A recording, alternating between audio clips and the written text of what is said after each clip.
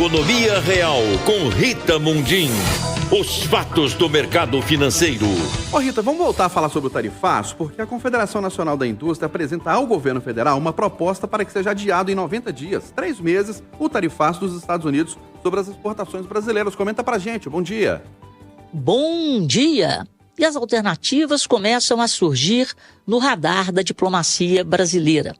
Ontem já se falou na possibilidade ou na tentativa de um adiamento de 60 a 90 dias para a implementação das tarifas, jogando isso mais para o final do ano. E existe também uma tentativa de uma redução de 50% para 30%.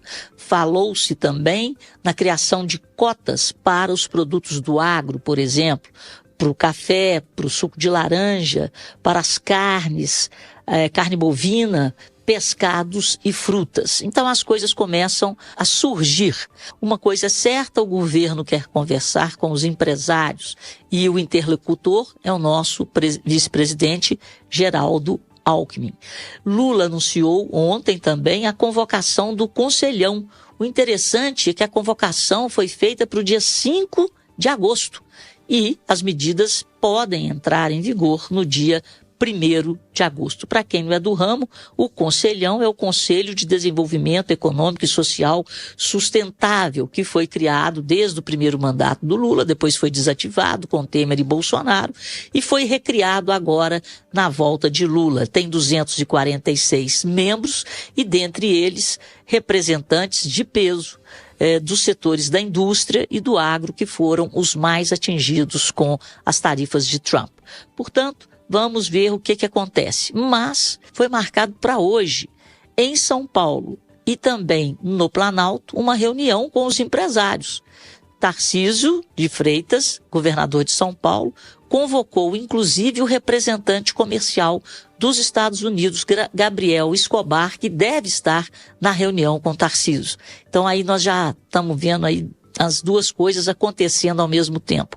É óbvio que a economia de São Paulo é a maior do Brasil e está certo o governador querer conversar para ver como as indústrias, principalmente do estado de São Paulo, estão sendo atingidas com esse tarifaço e propor soluções, abrindo negociações. Mas o que é ruim, né, que a gente vê essa divisão. O Planalto deve fazer a mesma reunião, quer dizer, com o mesmo objetivo, no mesmo dia. Ontem tivemos, por causa do tarifaço e por causa dessa desconfiança do que pode vir para frente, a bolsa em queda, o dólar em alta e os juros em alta novamente. O índice Bovespa caiu 0,65%, o dólar subiu 0,66% e chegou muito perto dos R$ 6,60, fechou a 5,58 e os juros futuros voltaram a subir. O interessante é que o relatório de mercado, Boletim Focus, divulgado pelo Banco Central ontem, não trouxe em números, em projeções, essa preocupação com o tarifaço. Pelo contrário, a inflação foi reduzida pela 7ª semana consecutiva de 5,18 para 5,17. A taxa de câmbio foi reduzida de R$ 5,70 no final do ano para 5,65. E o PIB foi mantido em 2,23. Essa é a expectativa de crescimento, sendo que se as tarifas entrarem em vigor, isso pode causar uma queda de 0,3 até meio ponto percentual no crescimento do Brasil nesse ano de 2025.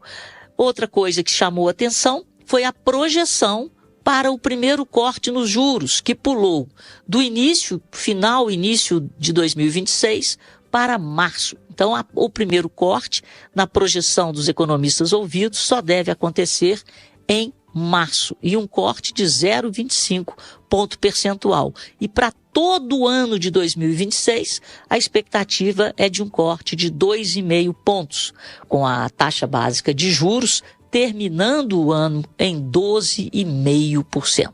Rita Mundim, para a Rádio Itatiaia.